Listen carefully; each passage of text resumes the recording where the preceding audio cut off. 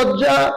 এটা আমাদের সত্যিই যে ফ্যামিলির লোকরা আজকে তাদের আত্মরক্ষার তাগিদে বা তাদের জীবন সংশয় রিস্ক এর মধ্যে পড়ে গেছে যে কখন আমাদের উপরে হামলা হবে, এই আশঙ্কা করে তারা যদি নদী পেরিয়ে হোক যে কোনো ভাবে হোক যদি আমাদের জেলা ছেড়ে বা এলাকার যে বাসিন্দা স্থানীয় বাসিন্দা সেই এলাকা ছেড়ে যায়, এর থেকে আমাদের লজ্জার আর কিছু হতে পারে না। আমরা কোনো মতেই এই ধরনের বর্বরতাকে মান্যতা দিতে পারি না, পারবো না।